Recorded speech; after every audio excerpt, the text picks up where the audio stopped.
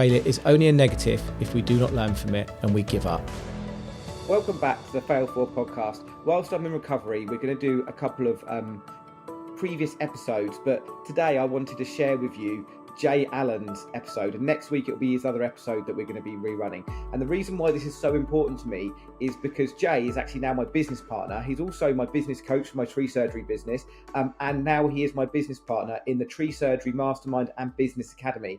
And what Jay doesn't know about business, quite frankly, isn't worth knowing. It comes with such a huge CV. He has scaled up businesses, sold businesses, bought businesses. He has studied businesses. He has got two amazing books called Add a Zero, which to me are they're the Bible of business. So if you haven't checked them out already, go and check out the Add a Zero books and go and check out Jay. He is now my business partner and he is helping me deliver the Tree Surgery Business Academy. We actually have a tree surgery business 2-day course that Jay is going to be helping me deliver in January on the 23rd and the 24th of January. So if you're a tree surgeon, tree surgery business owner who is either a beginner owner or got a large tree surgery business, it caters for all ranges of businesses, and you want to come and learn how to be less on the tools, less of an operator, and more of a business owner where you can have your own time, come and sit our 2-day course. But don't just take my word for it. Listen to the rest of this episode, whether you're in tree surgery or any business, because Jay is absolutely amazing at what he does. So have a listen. Tell me what you think. Thank you for all your wonderful, kind words of support that you've been sending me through. I will be back at Fail Forward properly in a few weeks. My recovery is going really, really well. But until now, please listen to Jay and let me know what you think. Thanks all. Take care. Enjoy the episode. Welcome to the Fail Forward podcast. The purpose of this podcast is change the negative stigma around failure into a positive. Failure is only a negative if we do not learn from it and we give up. Welcome back to the Fail Forward podcast. Today we've got Jay Allen. Jay Allen is an award-winning speaker. He's ex-military. He's now a business coach and also runs the Boardroom Mastermind group. So welcome to the podcast, Jay. How are you doing? Henry, I'm delighted to be here. Thanks for having me. I'm great, thanks. Awesome. So let's get into it. So take me back as far as you need to go to give us context of how you got to where you are now. So take us back and tell us your story. Okay, thanks very much. I'll try and keep it as brief as possible. So finishing school and into college, still didn't have any clue of what I wanted to do when I grew up. Finished college with just enough qualifications to get into uni and still didn't know what I wanted to be when I grew up. Can relate to that. Trained as a psychologist and then got a first in psychology and went to go and work in a psychology department as a social worker. And as I got the job, within 4 months realised it was something that I certainly didn't want to do and therefore was looking for a way out. When the army turned up in town, the British Army turned up in town looking for postgrad recruits. The Falklands War had recently been over, and shall we just say that there were a few vacancies that had become available. Yeah. And I don't come from a military family. I'd never, ever had any given considerations to joining the army. But when they were looking for postgrad recruits and I'd got a qualification, and they said in lieu of delivering for 4 or 5 years minimum service, that they would offset the cost of any of our educational qualifications, and I looked at how much debt I got from college and that somebody else was willing to be able to pay that off. I thought, well, 3 or 4 years, Queen and country, it can't be that bad, I'll sign up. So I joined the British Army as a psychologist. I remember going to the recruitment office and them looking at my degree and saying, a psychologist? We don't need any of them, we know we're all mad. So I was invited to requalify in medicine.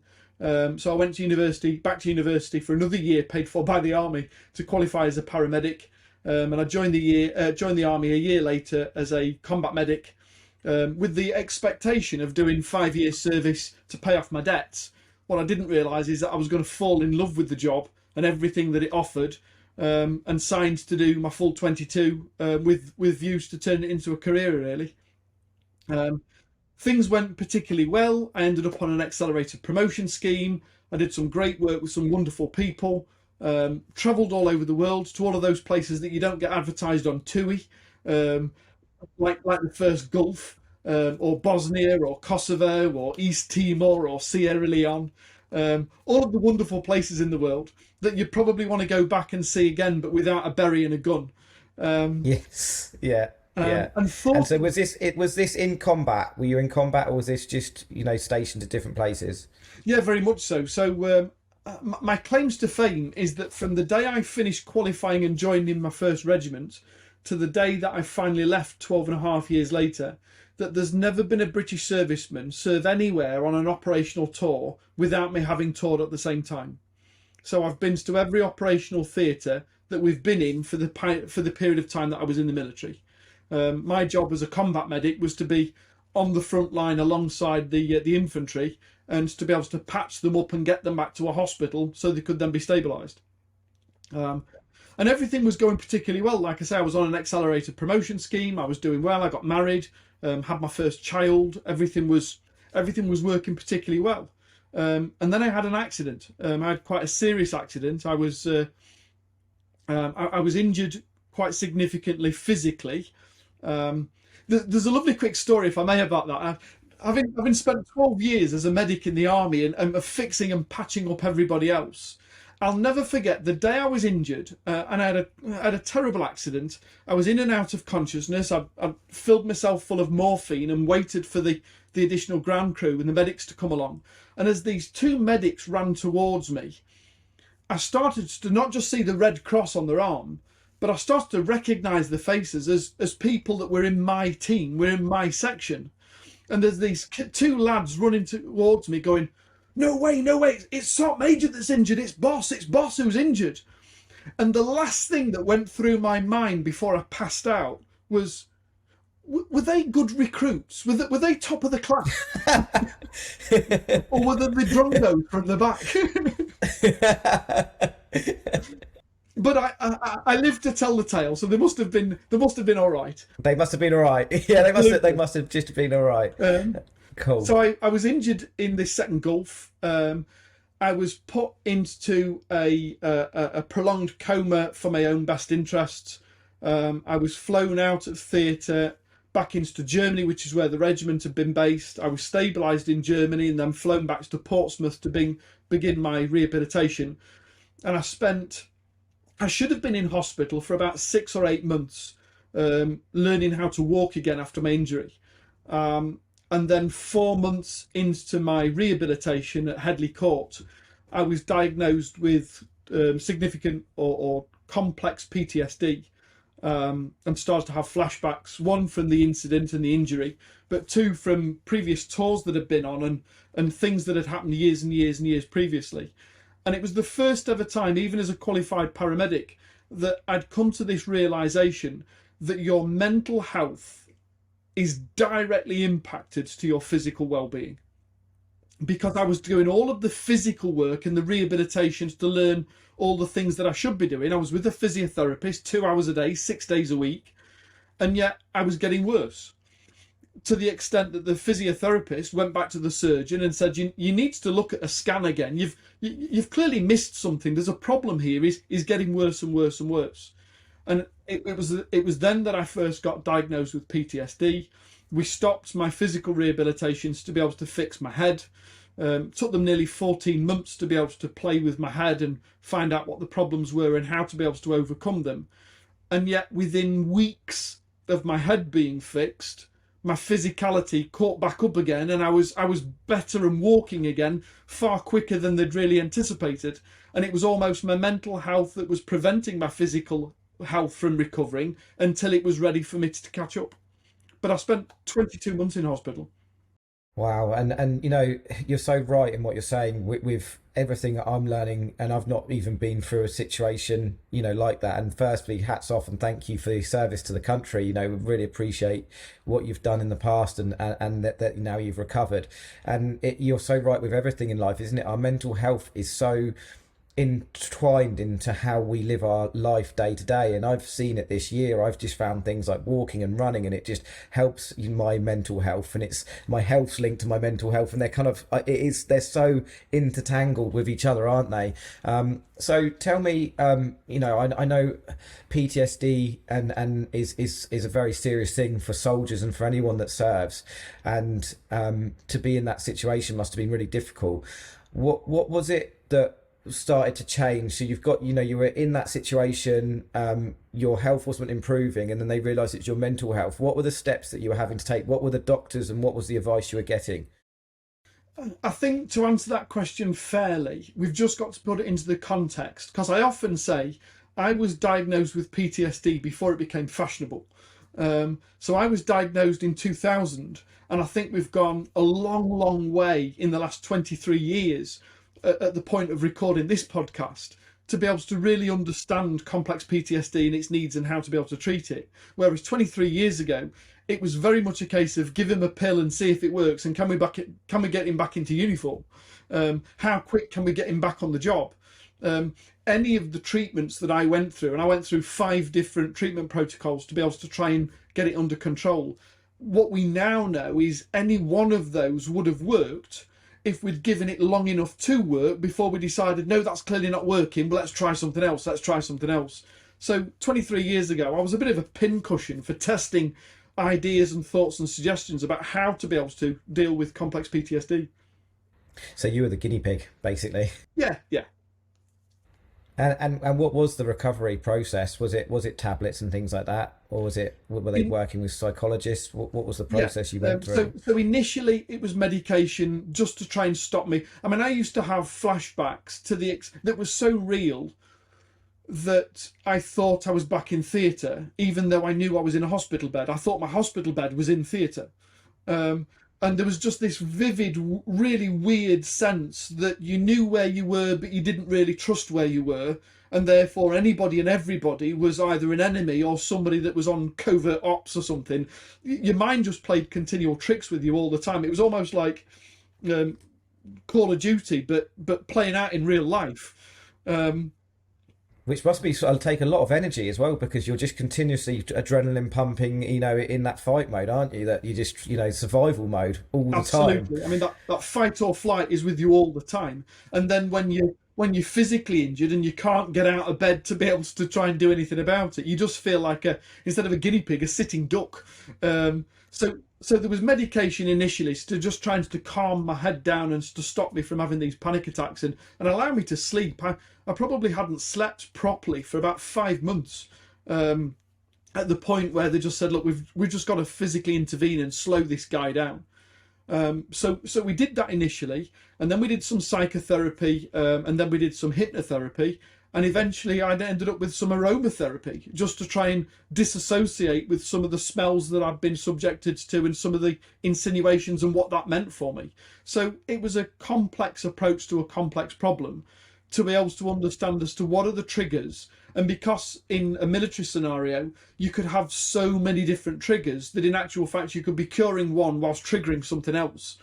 So it was a case of a small team of very, very, very dedicated professionals. I take my hat off. The reason I'm here today at all is because of the dedication of service to people at Headley Court. I owe them my life, of people being able to just stop and understand that you're not just another peg in a board, you're not just another bed, to be able to take the time to look at the individuals, to be able to identify and unpick what are the problems, what's causing it, how to be able to overcome that. Have we got something in place, or do we need to create something? That a team of about 4 or 5 different professions from different professionals from different backgrounds came together and worked me through my pharmaceutical needs for a brief period, and then subsequently my psychotherapy needs in order to be able to move back towards Civvy Street. Wow. And hats off to those people in that medical centre. And I think, that's where it's needed. You've given your life to the service, and to then, go through that difficult time to get that support. That's the balance that's needed, isn't it? Because I'm sure there's probably lots of people that have been through that have been in the service that that support is so needed and so necessary, isn't it? Absolutely. And they suggest that PTSD is probably lurking around underneath the surface for about 1 in 3 soldiers, or 1 in 3 people that serve. And yet it takes between 9 and 13 years post-trauma before it starts to surface and show itself on a day-to-day basis. And it's about people recognising that, no, he's not a violent alcoholic that you might see and he might present with now, but 10 years ago something might have happened that subsequently bubbled its way through to the surface, that you've got to have somebody that's willing to be able to look at the overall problem as opposed to just trying to treat the cause that's being presented at the day. Definitely, and it's having empathy for people in their situations, like you say, to read the situation and say, okay, this guy has been erratic, aggressive or drunk or whatever the showing signs are, and why is this? I certainly know one of my best friends from school, it was in the Marines and toured in Afghanistan and was blown out of a armoured vehicle, and he was been out for quite a few years now, and he really struggles, and you can definitely see that, and different things come out, and that's I think as a human race we need to, and there are a lot of empathetic people out there, but empathy is a massive thing that we need to have when people are showing those signs. So tell me, Jay, and I hope this isn't too much of a personal question, do you still have PTSD? Do you still have flashbacks now from all those time ago? Do you still have to work on your, obviously everyone has to work on their mental health day to day, but do you still have to work on that from back then? It's a great question. Thanks for asking. And no apology necessary. I've agreed to this podcast on the understanding that it's about failing forward and being willing to be able to talk about the biggest things in our lives are often the lessons that we can learn the most from, if we are willing to stop and look at the lesson. So to answer your question fully, thankfully, no, touch wood, wherever the sun may be. Yeah. I haven't had a flashback now since 2018. And that's predominantly down to the fact that as the final phase of my treatment before I was released from the military and medically discharged, we went through a series of coping mechanisms and a set of skills, if you like, that I was encouraged to be able to do on a day-to-day basis, which involves a little bit of meditation, a little bit of gratitude journal and journaling and that type of thing, in order to be able to keep on top of something that lives within you. I said for World Mental Health Day earlier this year, depression and PTSD and clinical medical or clinical psychiatric conditions can't be cured. There's no such thing of being able to take away my PTSD. I can't take a pill, because I can't unlearn what I've learned. What I can learn to do is have a set of skills in my toolbox that allow me to be able to manage it so it doesn't manifest itself and cause me a problem on a day-to-day basis.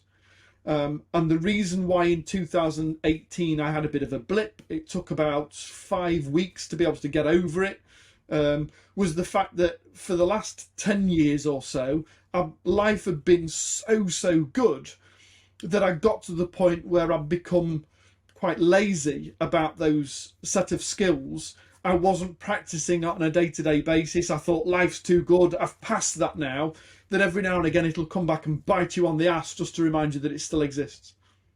Yeah, I mean, that's so gold what you're saying there, Jay, because I think everyone can relate to that, in the sense that our mental health, it needs to be it's like exercise, going to the gym. We see everyone, you need to be physically fit, you need to do this diet, you need to go to this gym, you need to do this, and you're working out.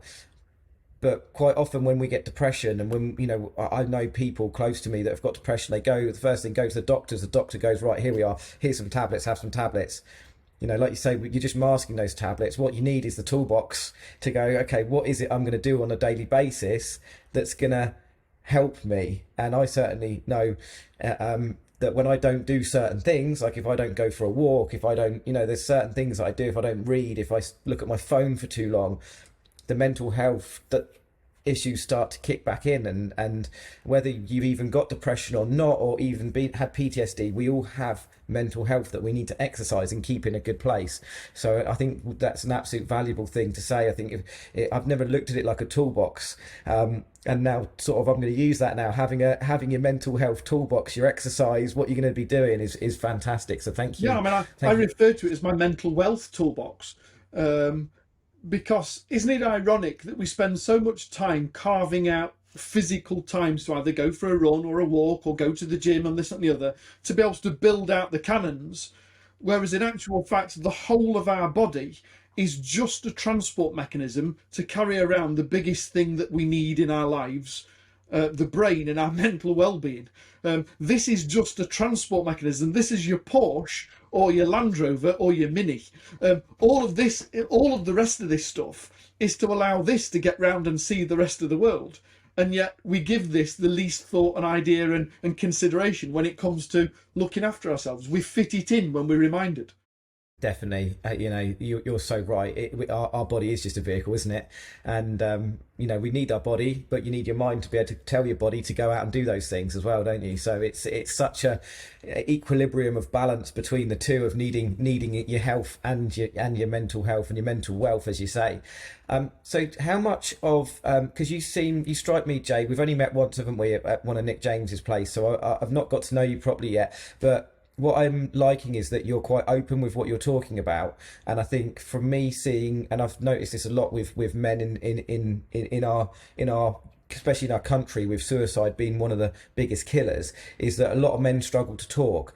So through your recovery, did you find it easy to talk, or is this something you've now become good at? Because clearly, you're quite open to vulnerability and sharing your story. How was your path of opening up and talking about the things, and whether it's counsellors, friends, family, how was that journey for you?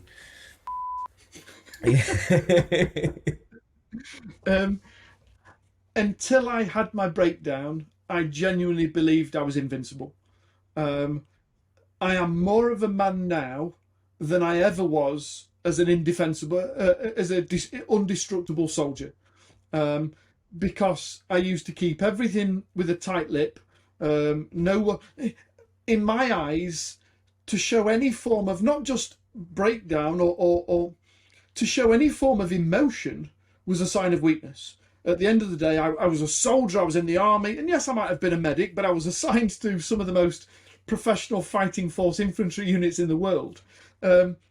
To show any form of emotion whatsoever, be it a smile or a grin, was a sign of, there's a chink in the armour. So you were button-faced all the time. And it wasn't until you couldn't do that anymore. And like I say, I had a breakdown.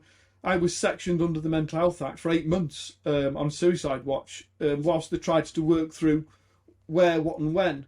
It's the first time ever, not just as an adult, but it's the first time ever that I'd been forced to stop and look at myself in the mirror, not just physically, but mentally as well. And I came to the conclusion that I didn't necessarily like what I saw. And I often say my breakdown and my sectioning was the opportunity to almost have this evangelical rebirth experience, that over the course of spending some time in a very secure, safe environment where you don't have to deal with the day-to-day shit because everything else has been managed for you, you slowly, day by day, week by week, get to piece together and make this decision: who do I want to be when I leave? And the person you see before you today is as a result of 23 years of decisions of who do I want to be. And we evolve into who we are as a human being through childhood and school and pubescence and teenagers and peer group pressure. I had the privilege of being able to ask all of those questions again of myself when I was 28, 29. And I now see my breakdown as my most successful opportunity to rebuild the person I've always wanted to be and didn't quite know how to become.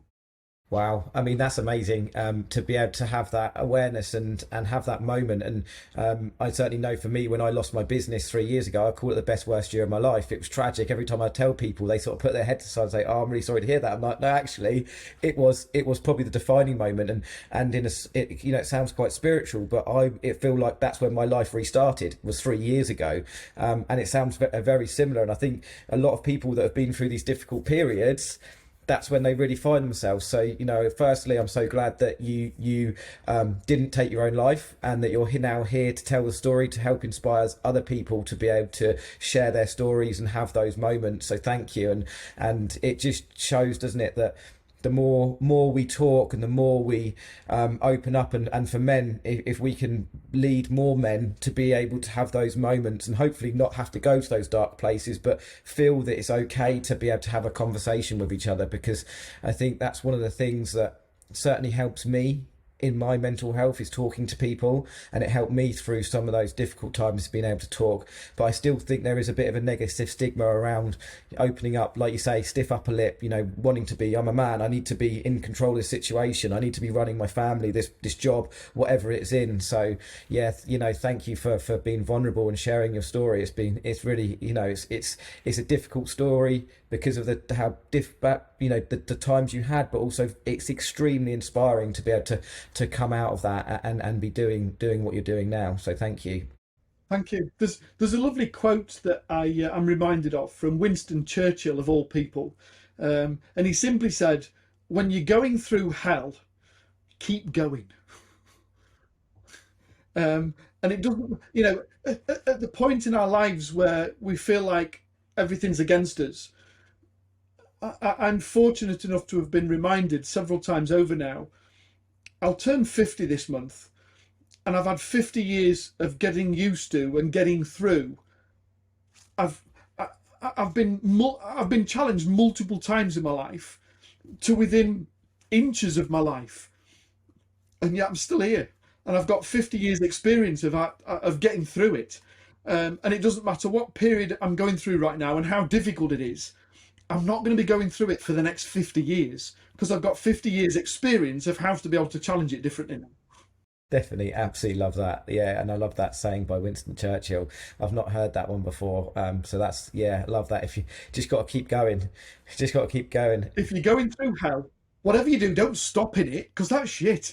Just keep going. Yeah, 100%. And I always say that you can literally change your life in 90 days. You can change some habits or change a job, change a career, start exercising your mind, your body, whatever it is. In 90 days, if you put one foot in front of the other and you keep going, you can really change your life. And over a year and compounded over to years, that can have a massive difference. So tell me, Jay, at this point, you've now managed to get your health and you're walking again. You've now left the army, you're now civilian, and your life starts again. So what were your thoughts then? What was your plan? What were you thinking? How was that for you, and what was the plan next? Sure. So I'd left. Like I said, I'd still got my psychology degree, so I could have gone back to psychology, but I'd already determined that I didn't necessarily want to do that. I was a qualified paramedic, so with 10 years experience in the military, so I could have gone into the NHS and carried on there. And I've been a sergeant major. I've managed a large team. I've managed a decent, a 7-figure budget. I'd managed 128 people. On my CV, I looked good. So I filled out a CV, I went for some interview training, I put myself out there, and I started applying for jobs that I thought were relevant to my skills and experiences. And thankfully, my CV looked well enough that I was always offered an interview. And over the next 10 months, I went for 147 interviews. But you see, there was one problem. I believe in telling the truth. So when we got to an interview and we're going through, and as you can probably tell, I'm quite communicative. I interview relatively well also. We have a good chat, and we're getting to the point where they might be considering giving me a job.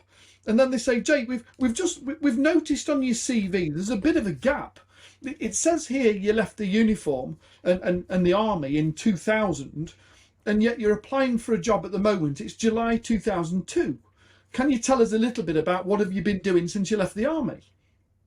And I said, yeah, I've been in hospital for 2 years with post-traumatic stress disorder, but I'm fine now and I'm looking forwards to...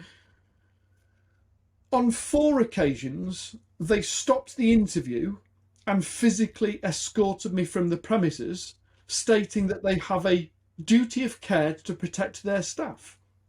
That's insane. That is absolutely insane. And firstly, well, hats off, because I'm the same as you. I live my life heart on my sleeve. Transparency is the only way that I live, and like that's just tragically awful of those companies. They must have, I mean, to be fair, you've probably done all right by not being in those companies, because they sound like they'd have an awful company culture. But that must have been really tough to have to deal with that. And it was. I mean, for every time that you got knocked back, particularly because you'd told the truth about 1, your service, and 2, the reasons why you'd had a break, it it knocks your confidence even more so with regards to whether you should have applied for this job in the first place or whether you should try something a little bit less demanding. So you start from applying from a national manager or a national director of a business, and you end up, well, to put things into context, 147 interviews later, I'd now completely and utterly run out of cash, and all of the money that I'd earned from the military when I left, I was now hemorrhaging cash because I'd still got a mortgage and I was still paying a divorce, and I'd still got a car on finance and credit card debt and everything, and yet there was nothing coming in. And you can tell yourself as many times as you want, tomorrow will be better, a new start tomorrow. But like you say, compounding over 10 months, all of a sudden you start to feel worthless. That I ended up going to Reed Recruitment. I'll never forget the day I went to Reed Recruitment, relatively close to where I lived in Leeds in West Yorkshire. And I went in and I said, listen, I'm not giving you my CV. You don't need to see my qualifications. I just need a job. I don't care what it is. I remember what I said. I said, I don't care what it is. I don't care whether I end up getting a little pair of pincers and go and pick up litter off the side of the motorway. I'm not leaving your office today until you've given me a job that when I go home tonight, at least I can feel like I've been of use. Because I feel worthless again. Which must have been playing havoc on your mental health coming out of that. You've just got yourself sorted, and then now, society's giving you a right kick down the street as well. So, and then what happened next? Well, the woman said, I noticed that you've got a driving licence. Would you mind going to cut grass? And I was thinking, well, it's the end of April. It's going to be a nice spring. Why not? Let's give it a go. And I says, well, what's the job? And she said, well, we'd offered this job. It's a private estate over in North Yorkshire, and they've got 36 acres that need mowing.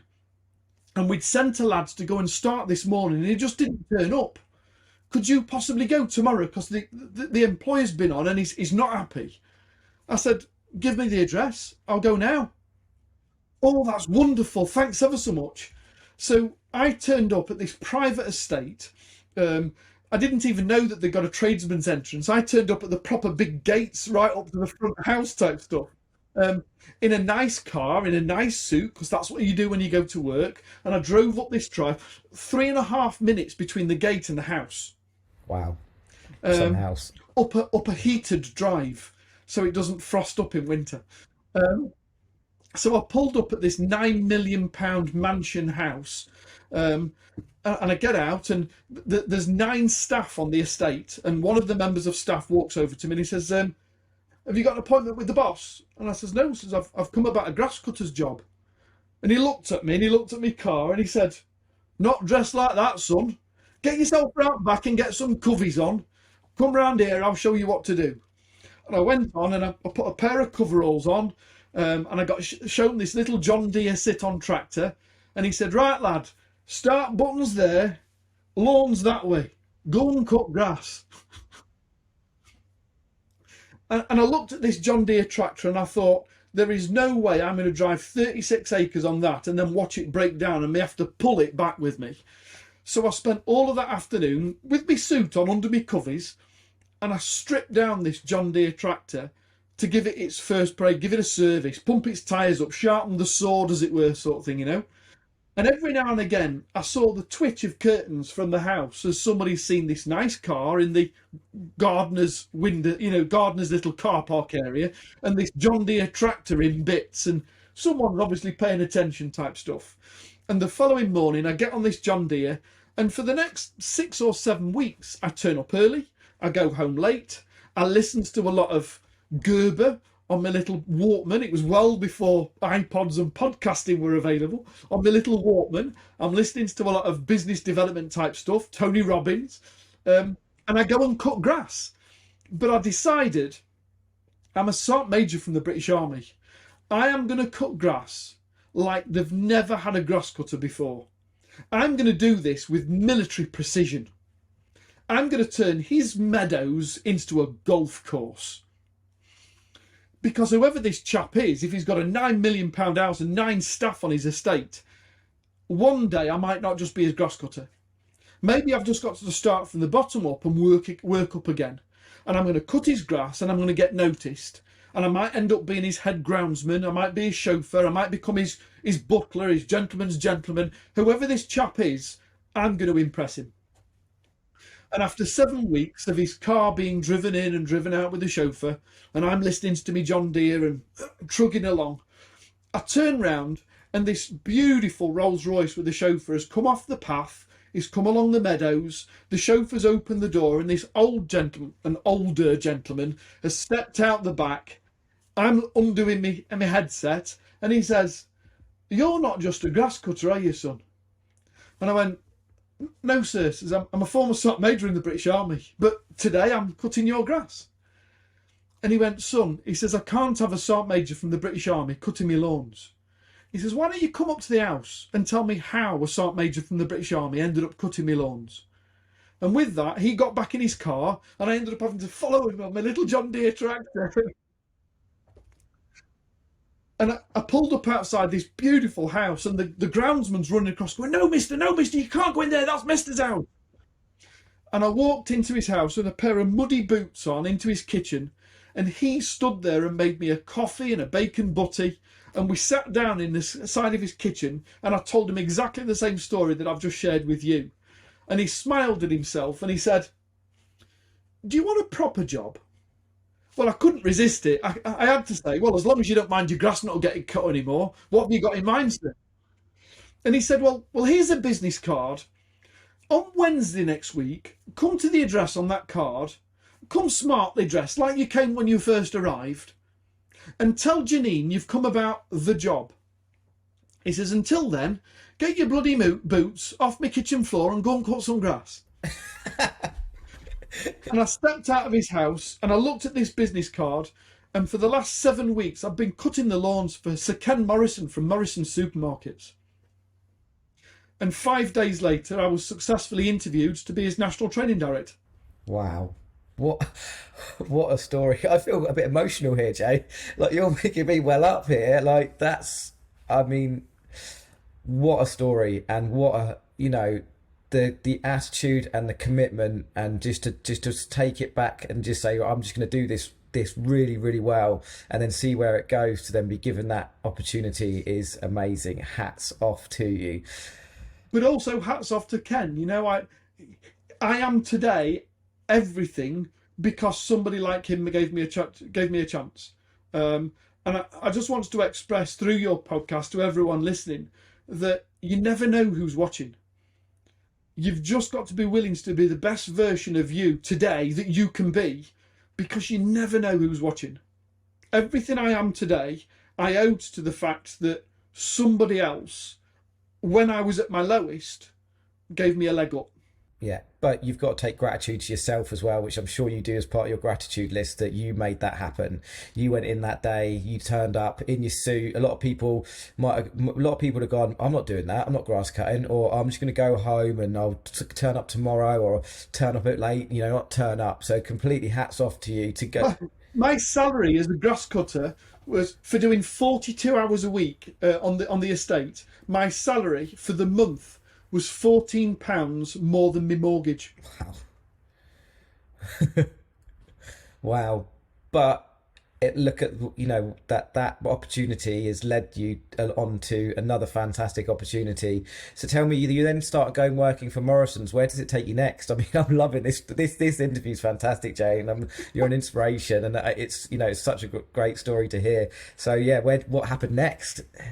Well, when I got the job, I found out it was a fixed term tenancy to cover for maternity leave. Their national training director was going to take a year off to bring up a small family, and they wanted someone to stand in their stead, if you like. And I'd been the training officer in our regiment in the army, so I'd already got a training qualification. I'll never forget, once I'd had this interview and they offered me the job, I was waiting for this big manual of things that I've got to do. And when nothing came through, I ended up having to ask and say, "Look, exactly what do you want me to do?" And Ken said, "Well, if you've been a training manager in the army," he says, "this will be a cinch. Whatever you do, don't break it." And my job was to be able to, they got an incredible, great vision for the business. And my job was to be able to ensure that all 47,000 employees were inspired by the vision and were trained and qualified and capable of being able to deliver it across the stores. So I spent a lot of time with the non-exec board. I've got a lovely handwritten testimonial on the wall from Ken that said, I'm not quite sure how one man managed to achieve so much, but he enabled us to be able to add £486 million in additional revenue to the business. Now, I would argue I probably didn't add more than 20 or 30 quid when I filled up with fuel one day. What I did do is I used my blue ocean strategy thinking and a lot of disruptive pattern thinkings to be able to really challenge the board to be able to say, why are you still doing the things that you've always done and still expecting a different outcome? Life's moved on. We've got to move with it. Can we start to look at some new initiatives and to engage with shop floor workers and say, look, what's working and what's not? Because you understand customers a lot more than a non-exec board do.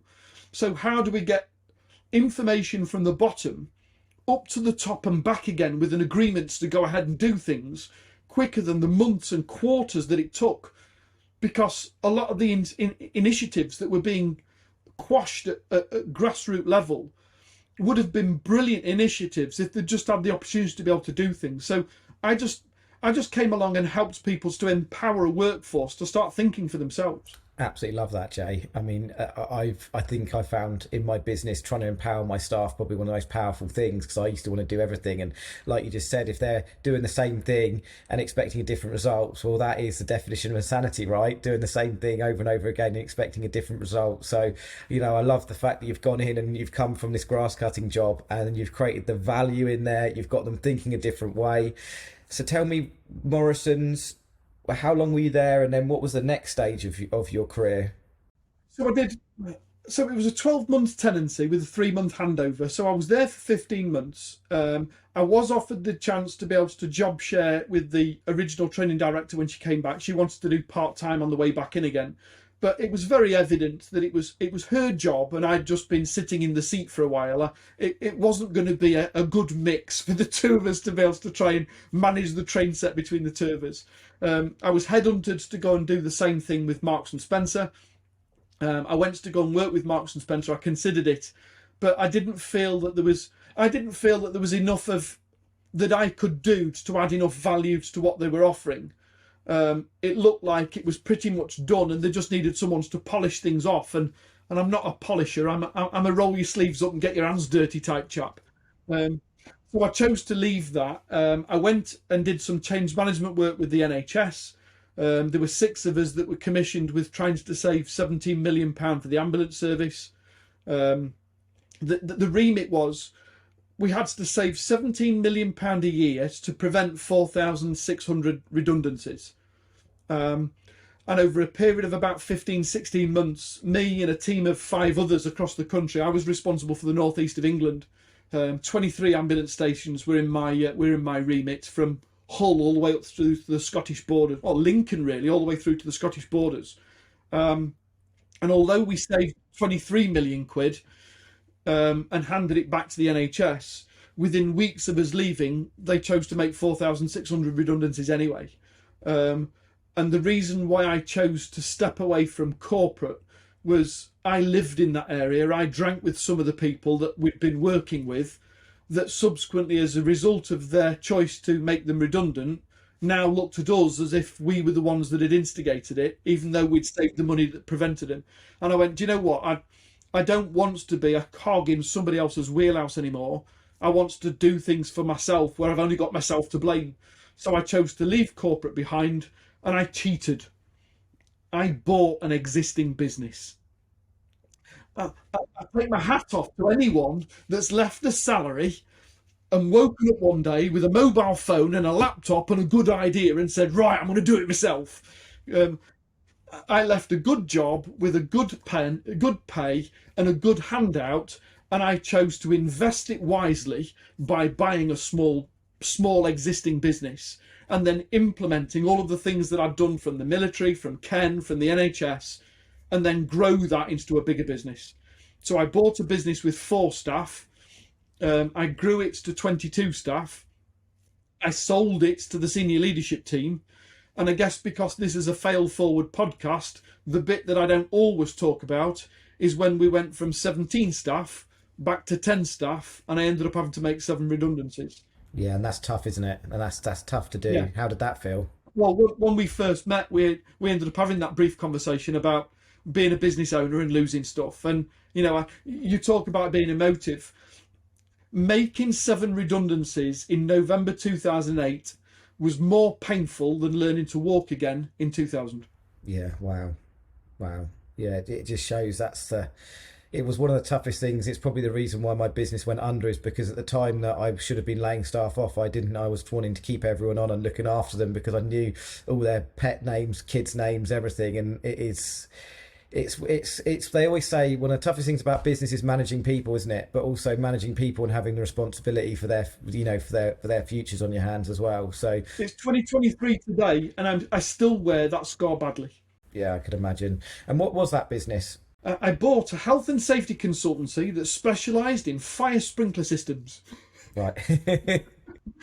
I had little knowledge of health and safety and no knowledge of fire sprinkler systems. But you made it work, because you went in, grew it, went backwards, and then went forwards again, right? Yeah, we'd signed a deal. We'd signed our first major national contract that was going to add £700,000 to the business. But at the time of signing it, I didn't have any staff. I didn't have sufficient staff to honour the contract we'd just signed.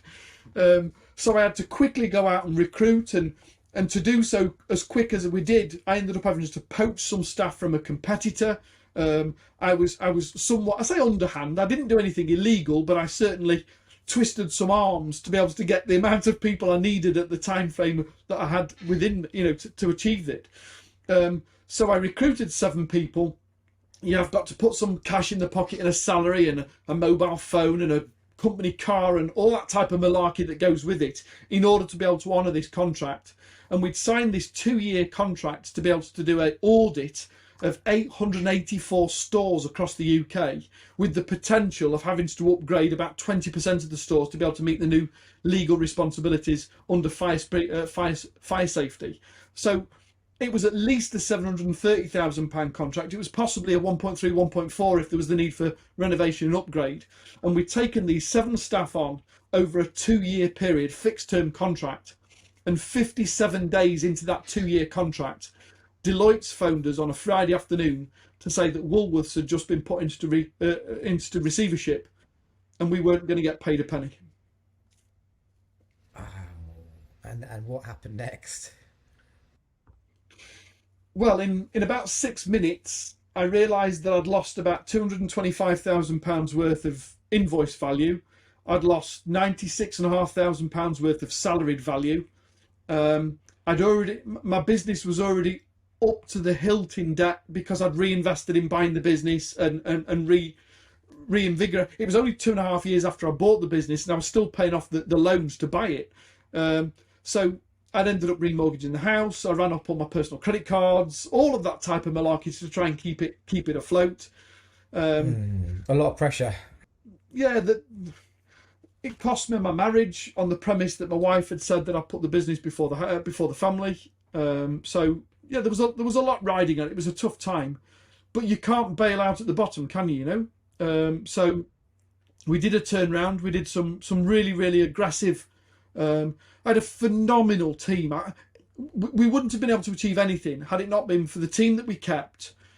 We just had to say we're going to have to do a deferred salary payment plan, that we owe you this money, but we can't afford to pay you everything up front. So can you afford to accept 65% of your salary right now, and we'll pay you back the rest as we can. We got people to work evenings and weekends without any overtime. As a team, we just pulled together to do whatever was necessary. And 2009 was just an ugly year. It was just, you didn't sleep, you just worked. But thankfully, we told our story to enough people about what had happened and what we were doing about it. And we won the sympathy of people like Del Monte Orange Juice, were one of the first clients to sign with us after we'd lost. WH Smiths did a little bit of work with it. We started to tell the story. We won some more clients. We turned the business round.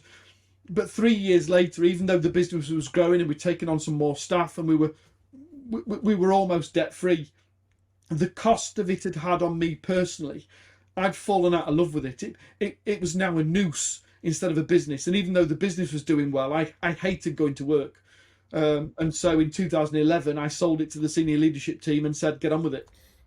Great move, because I can relate to this so much, because very similar to me, we didn't recover from it, but we lost it all, and very similar. We had lots of debt, money out on our house, everything, tough times. Fortunately managed to keep my relationship with my wife, but that was very touch and go, so I can understand how much pressure that would have put on your marriage, and also on yourself when you're in that position. And it sounds like you had a fantastic team, and I always talk about how it's important it is to have the right people around you, and that definitely sounds like it helped. And also, again, we're talking about vulnerability and talking, and you're telling your story out through that. You said a few times you told your story, so that must have had a good impact. And a lot of people always say to me, Henry, why do you tell everyone you lost your business and all this tragic stuff? And I'm like, because one, I want to help other people, and two, because it's important to be honest with everybody, isn't it? I think behind every super successful business is an incredible story. You've only got to look at Microsoft, you've only got to look at Apple, you've only got to look at Tesla, and behind the business there's a story, and what we've been through is part of our story. Definitely, it makes us who we are and where we've got to. At this point, you've then had you've sold out to your management team, which I can completely relate to, because I find that in my business now, we restarted the tree surgery business, and we've been going for 3 years, and I've now got a management team which protects me from it. But I think when something as difficult as that happens, that you are in, it does have some underlying things that just, I fell out of love with my business for a while, and it's taken me a time to get back into it. So at this point, you've sold out to the management team, and then you're kind of back to square one again, aren't you, really? So what happened next? Well, that's when I won my award, or the first award, really. As we sold the business, I'd been a member of when I bought the business, it was a member of the Federation of Small Businesses, and we saw benefit of being so we remained a member throughout my tenure of the business. And the year that I sold the business, I was nominated and subsequently won the FSB Regional Businessman of the Year, which was very nice and very complimentary. I was very taken by it. But it was the first time that I'd stopped to realise that not all small business owners were doing what we were doing. I was just busy in my business and doing what we were doing, and through a turnaround, you're busy. I mean, as you know, there's not enough hours in a day to be able to try and manage everything. So you just get your head down and you're just doing what you're doing. And you go to these FSB meetings and you meet other people and they talk about their business and you talk about yours. And I just had this assumption that we were all doing the same as me. And it wasn't until I won this award for Businessman of the Year that I subsequently went, well, isn't everyone doing this? And they went, no, Jay, you're quite a success story. And I went, oh, right. And this chap came to me. I'd known him for years. This chap came to me, punched me on the arm, as you do, and says, listen, lad, he says, I've been running my business for 38 years now. He says, how come you've come from nowhere and overtaken me in tuppence? What's going on? What's your secret? And I said, well, to be honest with you, I've sold the business. I've got nothing to do. If you'd like me to come in and spend a couple of days with you and have a look at if there's anything I can do to help, let me know. Right, I'll see you Monday. So I went in and I got to his business. He was in an import-export business. I got no knowledge of import-export whatsoever. He'd got half a dozen staff. They were doing, what, £640,000 turnover a year. But I was horrified because we got all of these things nailed down and we knew what to do and when and how, and we got some systems and some processes and we got a great team and this. And I got to his business, I'm thinking, this must be a nightmare. You've been doing this for 38 years. Have you not gone mad? He got nothing in place. When he wasn't there, he got 6 members of staff that used to turn up and sit in the crew room and play cards till he did. And if he didn't turn up for the day, they did nothing but play cards because there was nobody to tell them what to do. And they had to have someone to tell them what to do because nothing was documented. There was no systems or processes. It was all in his head. And I'm thinking, this is just mad. So I ended up spending nearly 7 months going in 4 days a week and slowly putting into place systems and processes and sitting with him and working out what do you do, and then why do you do, and how do you do, and why, just understanding the import-export business, and then putting all of the processes in place in order that if he was to keel over, at least somebody could pick up the reins and run with it. And in doing so, we doubled his turnover in 7 months. And that's when that's when, you know, I won a second award for a turnaround for his business, and we subsequently realised perhaps there's something in this. I got invited to go and be a lecturer for the MBA programme at Preston University, and start teaching entrepreneurship. And at the same time, I'm not going to name names because that would be unfair, but at the same time, there was lots of things on social media, or a few, shall we say, just well-known names, that were selling a business success blueprint. So I went to the university with the premise of, listen, we're teaching the next generation about entrepreneurship, but everything in an MBA is theoretical. And here's this guy who's very well known and does millions of pounds in turnover that's selling a business success blueprint. Perhaps we ought to buy one to determine what's missing in our MBA course. And that was the premise for allowing or getting UCLANS to spend a few quid and buy his course. And don't get me wrong, it's a great course. There's lots of teachings, there's lots of learning, there's lots of help and support and this and the other. What was missing is what I call the critical ingredient, because everything that he taught in his Business Success Blueprint Academy was how he'd become successful on his knowledge and his background and his experience and his qualifications and his network. And the people that were buying it, there was nowhere that said, and this is how it translates to what you need to do in your business. This is what does success mean to you, and is what we are delivering going to deliver that for you? And the simple fact is, it's the elusive ingredient that no one knows what it is, on the premise that we're all busy growing our own business, that we haven't got the time or the inclinations to try and help somebody else understand what they need to do in theirs. So there was this vital missing ingredient. So instead of looking at success and what does success mean, I chose through the MBA programs to be able to commission a team of 16 business analysts to look at what causes businesses to fail. And I said, and I've got a great example. We're going to use a subject access data request to Deloitte's, and we're going to buy the data that they use to close Woolworths. Wow. Because I know about this. Yeah, that hurt me as well, you know, yeah.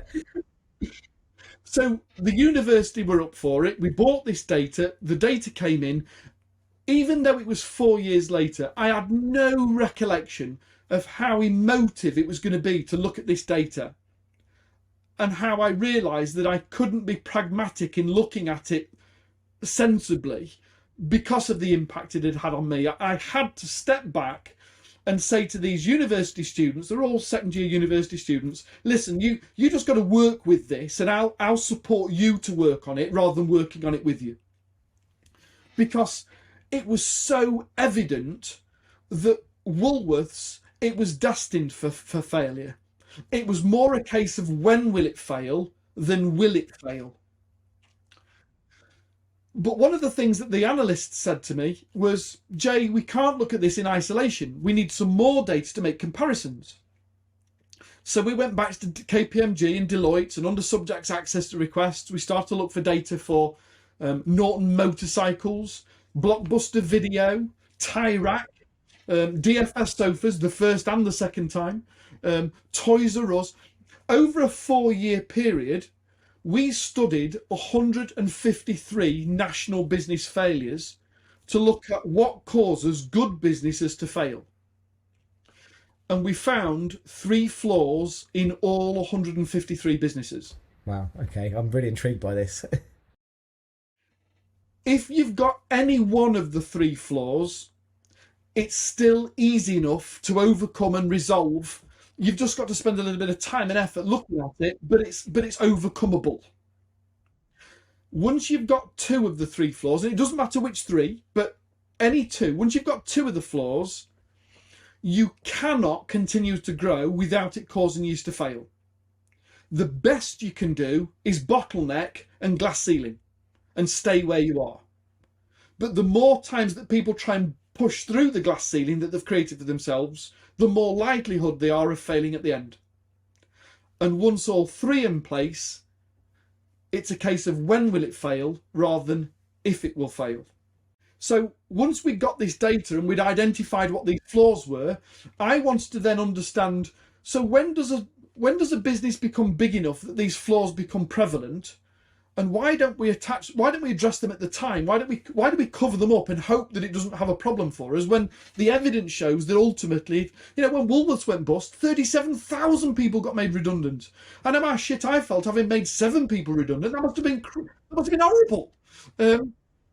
So we went to Chamber of Commerce, who were kind enough, when we shared the data with them and they saw the mass amount of data that we were giving them to have access to, they were kind enough to incentivise their members. They've got about 300,000 SME business members, and they were willing to incentivise their members by saying, we'll offer you a 3-month extension on your membership if you complete this survey.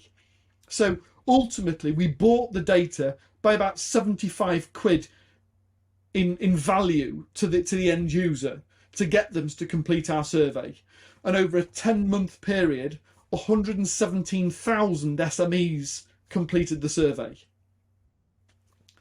So not only now can we map where the 3 flaws are, but we can now determine size of business, industry, sector, and understand when it's likely to cause a problem and what you need to do to try and correct it. And that's what I now do. I now teach people how not to fail. I absolutely love that. And you know what? When I met you, Jay, I had no idea this was going to come up in this podcast, and it couldn't be more fitting for Fail Forward and business and everything. So tell me, I'm in such suspense now. What are the 3 things? Okay, so I'm going to watch your face as I tell you to find out as to where it sits with this. 54% of businesses that fail because they don't have a business plan. Now, don't get me wrong, you don't get to the size of Woolworths and not have a business plan. So the rules around that are the business plan needs to be up to date and not something... Woolworths, their business plan was 13 years old the year that they went bust. In those 13 years, Amazon had come along. And yet they hadn't readdressed their business plan accordingly. And I suppose Blockbuster was the same, because I always know the story of Blockbuster where they actually turned down buying Netflix. Yeah. Their business plan was 9 years old. So a business plan is a living document that we have to update and keep updated regularly. The second caveat to it is a business plan needs to be known by the people in the business and not just by the business owner. So you might not share all of your financials with all your members of staff and stakeholders, but everyone in a business needs to understand why are they doing what they're doing. So a business plan needs to be up to date and shared within the team so we all understand what we're doing and why. The third and final caveat for the business plan element is, and you can't have a maverick. One of the reasons why Norton Motorcycles failed was they were doing exceptionally well. Their operations director got headhunted and chose to go and work elsewhere and was replaced by somebody new who determined that they needed to prove themselves. They needed to show what they're capable of, and ignored the business plan and went off on a tangent. And 19 months after he was hired, the business filed for bankruptcy. So a business plan has to be up to date, known and followed. Okay, so 54% of businesses, if they haven't got a written business plan, get a written business plan, share it with the team or get the teams to contribute towards it, and then follow it religiously. 54% of businesses will now be out of the mire if they follow that salient advice. The second is what I call PSP, the people, system, process dichotomy. Businesses that do badly are the ones that are so system and process driven that it uninspires people. Now, don't get me wrong, there's a necessity for businesses to have systems and processes and things that we follow.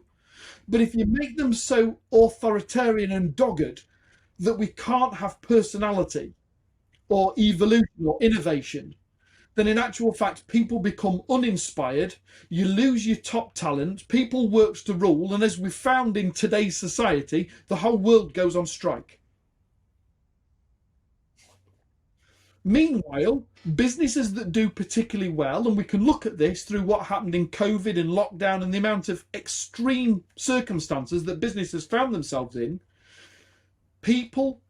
businesses that put people first, their suppliers, their employees and their customers, and have systems and processes that support the people to achieve the outcome, are the ones where people pull together, and it doesn't matter what shit gets thrown at us, we overcome it and we get through the other side.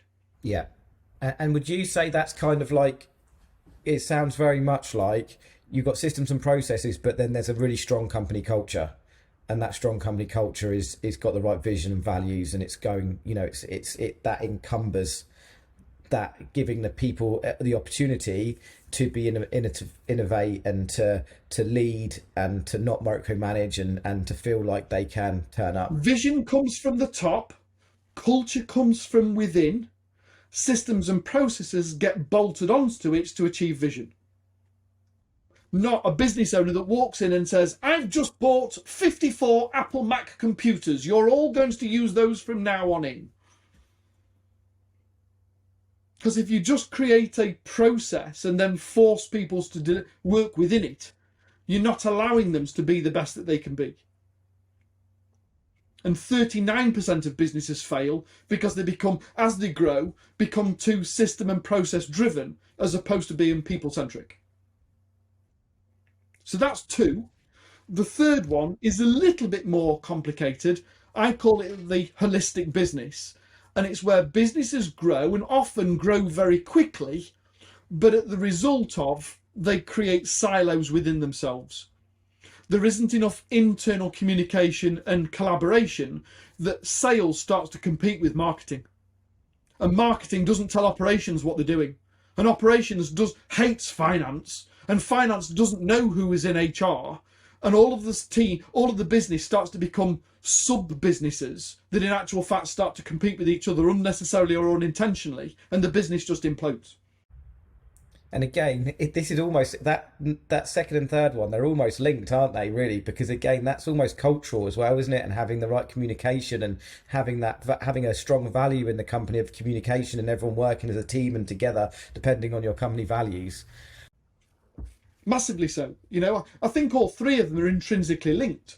But to the same extent, you won't get to the third one without having the first and second in place anyway.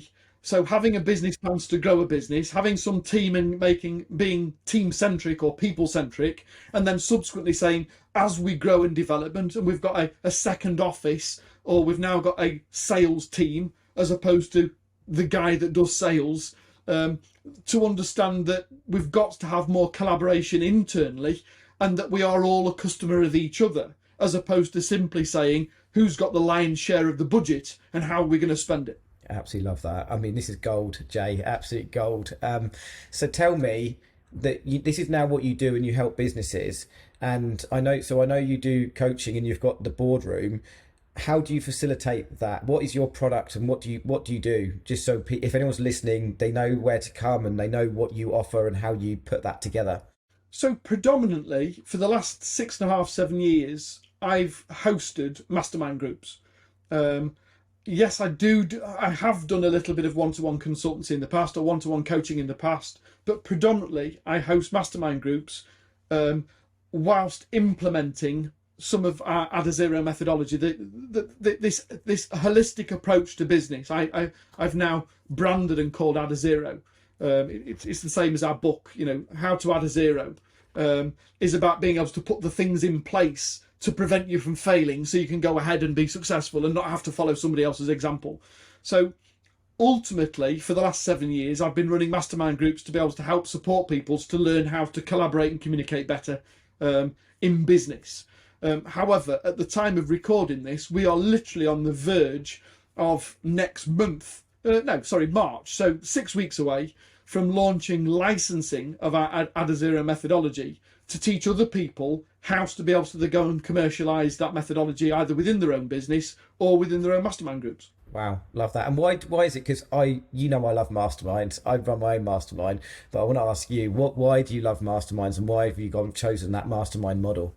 I go back to the original 1920s version of mastermind from the Mastermind Alliance of Napoleon Hill.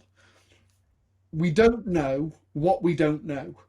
And whilst I've got a wealth of experience and knowledge now from what I've shared with you, from my military, from my corporate, from my own business's experience, I still go into mastermind and learn something every single day. I've been really fortunate enough to have been experienced and exposed to mastermind for the last 17 years now. 17 years ago, I first joined my first ever mastermind group. And then 7 years later, I started to host them off the back of having sold the business to help other people to understand it. But rather than one-to-one coaching, where it's very much specific and usually solution-based problems, problem-solution based, I love the fact that prior to the day, I have no prior knowledge or experience about what someone is going to bring to the table.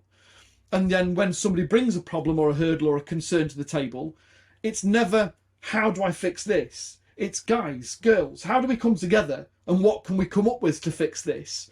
That the level of conversation, the level of learning and sharing and collaboration that happens over that period of time, the solution that they go away with is always beyond what anyone would have achieved if I'd sat down and worked with them on a one-to-one basis. And the idea of collaboration takes me back to my military days. As a single soldier, you feel quite exposed. As a battalion, you feel invincible. Love that. Yeah, I mean, you're so right. And having that growth mindset of, you're going into every situation, even though you're facilitating these mastermind groups, you're still learning. And I feel like that. I love being part of mastermind groups. I think I'm part of 6 at the moment. I always feel like I'm just, but I love being part of it. And I love, one of the reasons why I love being part of and mentees in these groups is because when you're helping other people, that's the feeling that just keeps giving you back. You can have all the money in the world, but I think we are, as human beings, one of our purposes in life is to help other people, right? And I think you get that from the mastermind group. And then when you facilitate your own one and you're then facilitating other people helping each other, and then you're doing it, it's one of those feelings that just keeps giving back. Massively so. I mean, I always say that the role that we sit in as hosts of a mastermind has got to be the most privileged and an honoured position that we could possibly be in business. I've never come across anywhere else, be it networking or masterclasses or anything else, where you get to lift the lid off, and instead of looking through rose-coloured spectacles about all the things that are good and great in a business, to be able to sit down and talk about the problems and the difficulties and the hurdles that we all face. And yet outside of that environment, we don't feel comfortable or capable of being able to share it. And to be in that environment and have the privilege of being able to sit with somebody and diagnose a problem and then work a way through of how to overcome it, not just how to fix it, but how did we break it down to see the way forward so you've got the competence to be able to do it yourself next time, is just an honorary position that we can only ever be grateful for the opportunity to be able to do. Yeah, absolutely love that, Jay. Love that, Jay. So are your masterminds, are they in person, are they on Zoom, or are they a hybrid? So we do both, but we don't do a hybrid. We have a physical mastermind for larger businesses, usually £1 million turnover plus. Although it's not a criteria to get in, but we tend to say our physical mastermind is for businesses that have already got a significant sized team. And then an online mastermind for people perhaps aspiring to get there in the future. Yeah, absolutely love that. And if anyone's interested in speaking to you about this, how would they get hold of you? Either through the book Adazero or the website of the same name. Alternatively, our masterminds are run under my business coaching name of My True North. If you don't mind, can I quickly share with you for 2 seconds just the idea behind the name so people can understand why? Yeah, 100%. Yeah, go for it. Henry, let's assume for 1 minute that your goal in life, not in business, but your aspiration in life, was that you'd love to say to your grandkids one day that you'd trekked to the North Pole. Now, it doesn't matter whereabouts in the UK you are, you can't simply get on a Ryanair flight and nip out for the weekend. In order to be able to get to the North Pole, 1, you're going to have to have done some training. 2, you're probably going to need a team of other people to help and support you.